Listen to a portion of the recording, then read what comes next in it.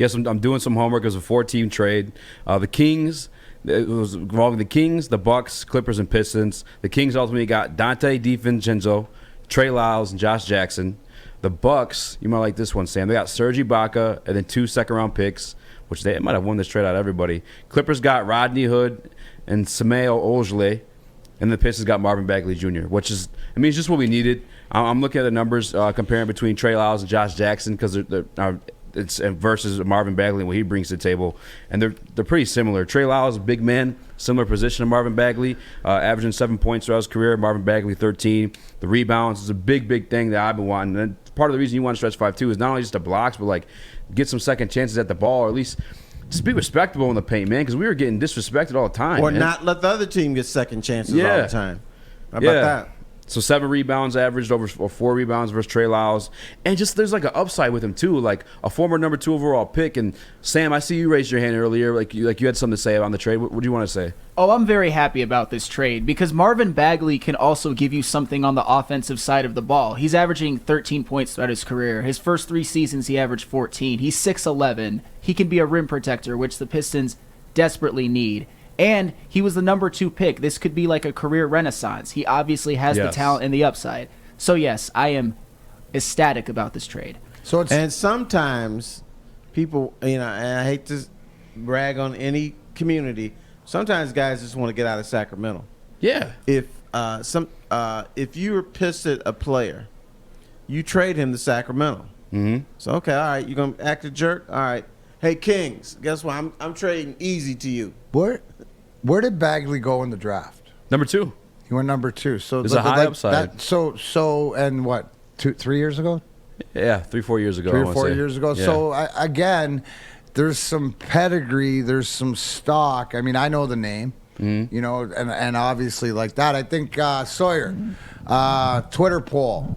Are Pistons fans happy with this on the deadline day? Because here's the one thing, Terry, and maybe you can comment to this about expectations at trade deadline time. If your team isn't good, if you're looking to improve as a fan, sometimes you get impatient. Does this has to buy, like, if you trust Troy Weaver, but you see him doing something, even though it's not moving Jeremy Grant, but it's also doing something to benefit.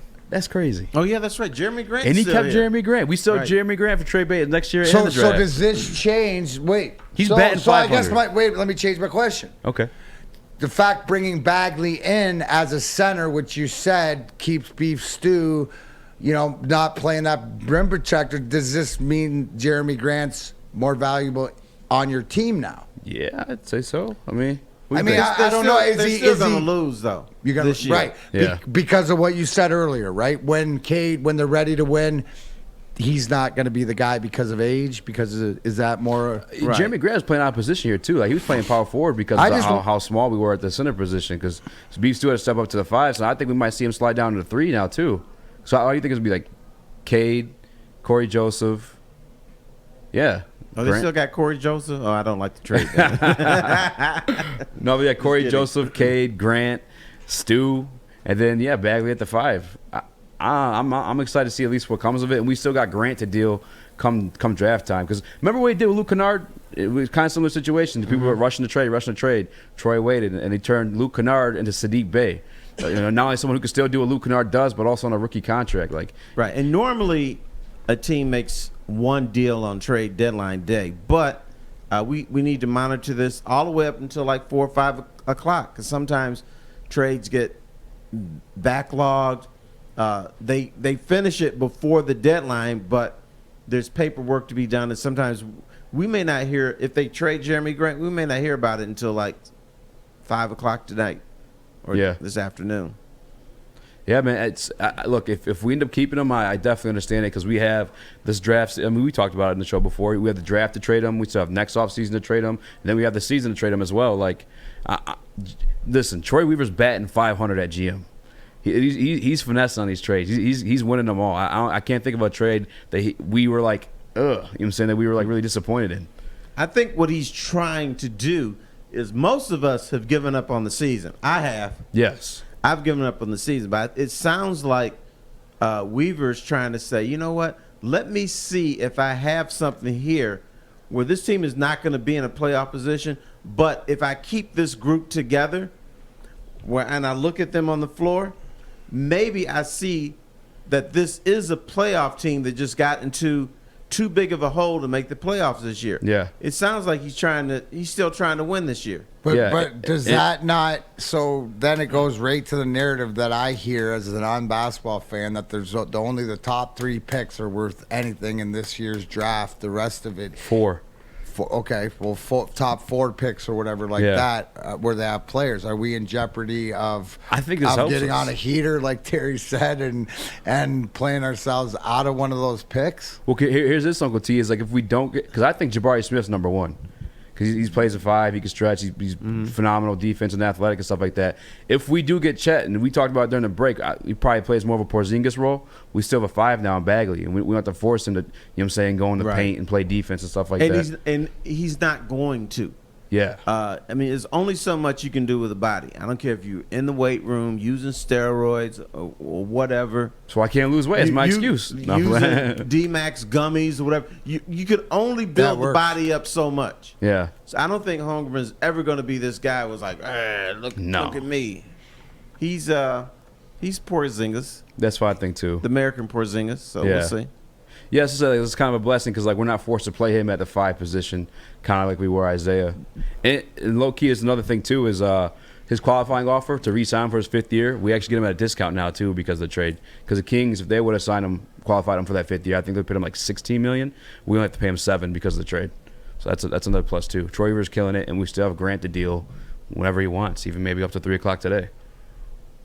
Kudos. Or 5 o'clock. Or 5 o'clock. Yeah, Right, 5 o'clock. or what it is. So I guess the final question on the Pistons right now is that sitting here is that if you woke up this morning, your expectations, but bottom line is Troy Weaver's made this team a better team again by the trade deadline. Yeah. And not just because this just isn't a piece that he picked up. This isn't just Lions during the season signing a guy off a practice squad and there's somebody that makes a play or something that plays above their head right. This is something. What he did is he's trying to make the team better. This is a piece today. This is a piece, right, Terry? Like, It's a piece. Can I see this? This is a piece. Can I see this piece and Cade moving forward and you can. Possibly, Okay, yeah. that's I would have played it differently, but I'm not a GM. I would have brought in somebody who I look at down the road as somebody that's going to help out. Troy Weaver's bringing the guy that's going to make you better today. Yeah. Well, that makes it interesting, Terry, because then, as a Detroit sports fan, and it sort of makes the season different. Like I said, for all of us who have sort of checked out on the season and stuff like that, it might give us reason to go down and see exactly what Troy Weaver's seeing. There's a guy that's there, every day. I get what you're saying to build forward, but if it doesn't cost you in the end and you can make this a win-win, so I look at it, you add the center that we're talking about, Number and this 2 could be overall the pick. guy, and then what you do because you're not giving guys away, you're not doing, you have a plan, and it seems like he's got a plan with Jeremy Grant. It seems to be moving him, but it's not moving him just to move him. Yeah, and Kay got a true pick and roll partner too, because Bagley's pretty good at finishing at the rim still, right? I mean, that's what I'm saying. Like, you didn't really have that. Someone to lob the ball up to. Killian too, because Killian been whack everywhere else but passing and defense, and now you got someone you can throw the ball up to. Right. I think the bottom line is Dmac. Weaver's trying to get you to come to some more games this year. Okay, He wants you to I don't down. mind Let's that. go. I don't mind that at all because there's something, because if it's not because it doesn't feel like he's selling it out like fill the stadium. He's to getting us to take notice to go, oh, okay, to your point, because when you say, oh, he's gonna see if put himself in a hole, but he's got something here bigger because that could benefit moving the forward. And I think he's conceding he's going to get one of those top 4 guys you talk about. Yeah. He's going to get one of those top 4 guys. I got my rim protector, and we can worry about so Jeremy brilliant. Grant later. That was my So question good. too. Is So that can good. you add this guy? Go out, go on a streak, show what you can be with, and still have amassed enough losses at the beginning of the year. It doesn't hurt you, even though your team now doesn't represent what your team is or or what, right? It's not that bottom of the barrel team. It's actually got more potential moving forward, a few more pieces. You know what? When That I look might at be the why Pistons, he's waiting to move Grant too, because right. When I look Yeah. at the Pistons, I say, you know what? They got some good guys that can do a lot of stuff individually, but what they aren't, they don't play as a team, and they don't defend. So yeah, you can get some dudes. I can score 20 points tonight. Good. I can score 15, 20 points tonight. Good. I can score 30 points. Good. But I can't stop anybody. I don't play with my teammates. We're not a team.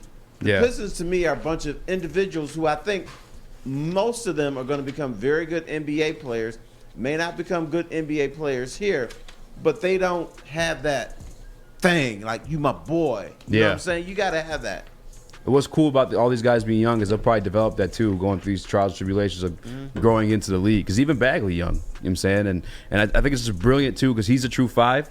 And if we don't get the number 1 pick, all the rest of those guys kind of fall into 4s. I think Blanchero ends up being a 4 in the NBA. I think Chet ends up being a 4 in the NBA. So it's Troy's the man. He's killing it. For a small market team to do what he's doing right now, like For what? you love it.